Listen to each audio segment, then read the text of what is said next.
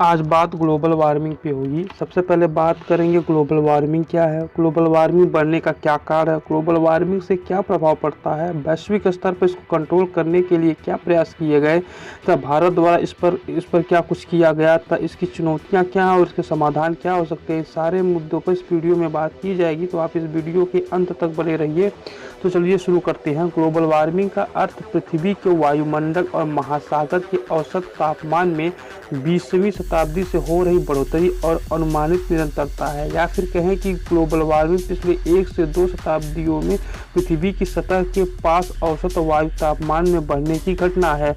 Global warming पृथ्वी के तापमान में बढ़ने से अपना पूरा योगदान दे रही है और यह हो रहा है हमारे और आपकी नादानियों से। विकास के चक्कर में लोगों ने ऐसी जाल बिछा रखा है जिसमें हवा, पानी, पृथ्वी, जल, जंगल, जीव जंतु, नदियां, तालाब, बर्फ सब फंस चुके हैं। भूमि के उपयोग में फेरबदल से पेड़ वृक्षों की काफ़ी बड़ी मात्रा में कटाई की जा रही है। वृक्ष न सिर्फ हमें फल और छाया देते हैं बल्कि वातावरण से कार्बन डाइऑक्साइड जैसी महत्वपूर्ण ग्रीन हाउस गैस एब्जॉर्ब भी करते हैं। प्रेजेंट टाइम में वृक्षों की जिस अंधाधुंध रूप से कटाई की जा रही है वह चिंता का विषय है, क्योंकि यह पेड़ पौधे वातावरण में CO2 की मात्रा को अवशोषित करने में प्राकृतिक पुल्स की तरह कार्य करते हैं।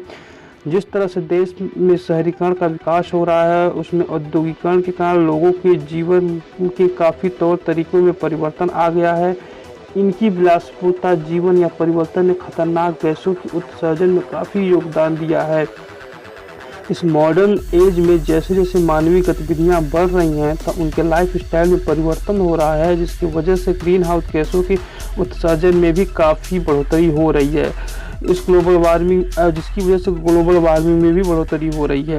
ग्लोबल वार्मिंग के प्रभाव से रेन पैटर्न में काफ़ी कुछ बदलाव देखने को मिलता है। पिछले कुछ दशकों में देखा जाए तो धरती पर बाढ़, सूखा और वर्षा आदि की अनियमितता काफ़ी हद तक बढ़ गई है। यह सारी घटनाएं क्लाइमेट चेंज के परिणाम स्वरूप ही हो रहा है।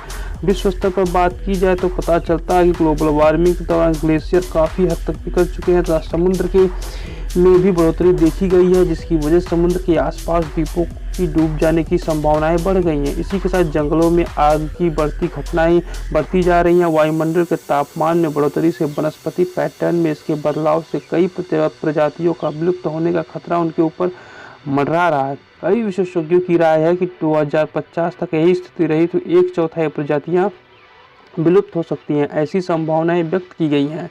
जलवायु परिवर्तन के परिणाम स्वरूप कई सारी बीमारियों को कंट्रोल करना दुष्कर हो जाएगा, इसमें शामिल है डेंगू, मलेरिया इत्यादि। वैश्विक स्तर पर ग्लोबल वार्मिंग को कम करने के लिए कुछ क्या प्रयास किए गए हैं, तो UNFCCC एक इंटरनेशनल एग्रीमेंट है जिसका main focus green house gas के उत्सर्जन को नियंत्रित करना है। यह समझौता जो है वो जून 1992 के पृथ्वी सम्मेलन के दौरान किया गया था। अन्य देशों द्वारा इस पर समझौते के बाद 21 मार्च 1994 को इसे लागू किया गया। इसके बाद आता है पेरिस एग्रीमेंट। इस समझौते के तहत नेशनल लेवल पर निर्धारित योगदान की संकल्पना अपनाया गया था। 2015 में 30 नवंबर से लेकर 31 दिसंबर तक 195 देशों की सरकारों के प्रतिनिधियों ने पेरिस में जलवायु परिवर्तन का मुकाबला करने के लिए संभावित नए वैश्विक समझौते पर चर्चा की। ग्लोबल वार्मिंग को लेकर भारत द्वारा कई भी प्रयास किए गए, जिसमें शामिल है इंडिया नेशनल डिटरमाइंड कंट्रीब्यूशन यानी INDC। इसके अंतर्गत पेरिस समझौता राष्ट्रीय स्तर पर निर्धारित योगदान की भी संकल्पना पेश किया गया है। इसमें हर एक राष्ट्र से यह अपेक्षा की गई कि अपने इच्छानुसार अपने लिए उत्सर्जन के लिए अपने लक्ष्यों का निर्धारण करें। उसके बाद आता था national action plan on climate change यानी NAPCC।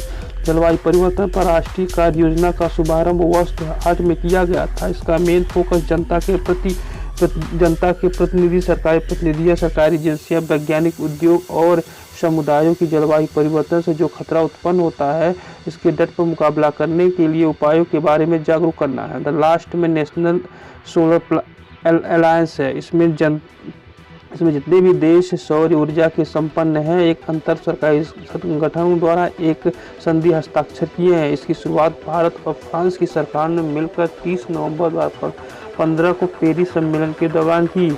अब आइए बात करते हैं इसके समाधान से संबंधित चुनौतियों पर। जो पेरिस एग्रीमेंट है, जैसे पर्यावरण सम्मेलन, उन देशों के खिलाफ कार्रवाई करने का कोई प्रावधान नहीं है, जिसकी वजह से इन देशों ने इनकी प्रतिबद्धताओं का सम्मान नहीं करते। बात यहाँ तक की होती है कि पेरिस समझौते में जवाबदेही तय करने व जैसे किया जाए के लिए कोई नियामक संस्था नहीं है। अंतर्राष्ट्रीय पर्यावरण कानून के सिद्धांत यानी common but differentiated responsibility and respective capability global warming को रोकने में फेल हो चुका है। इस संबंध में देश की सरकारों को चाहिए कि टैक्स की अवधारणा का प्रयोग वैश्विक स्तर पर करें। जो भी कार्बन ज़्यादा उत्सर्जन करता है उस पर टैक्स लगाया जा सकता है। इससे यह जितने भी देश हैं वो कार्बन उत्सर्जन को कम करने की ओर आगे बढ़ेंगे। दुनिया भर की सरकारें फॉसिल फ्यूल पर अपना बहुत सारा रुपया सब्सिडी के रूप में खर्च करती हैं, जिसके कारण जीवाश्म ईंधन के प्रयोग को बढ़ावा मिल रहा है। आवश्यकता इस बात की है कि सभी जीवाश्म ईंधन जो भी सब्सिडी देते हैं वर्ल्ड लेवल पर प्रतिबंधित किए जाएं। और जो भी देश अपनी प्रतिबद्धता का पालन नहीं कर रहे हैं उनके ऊपर निगरानी तथा काफ़ी कड़ी जुर्माना लगाया जा सकता है।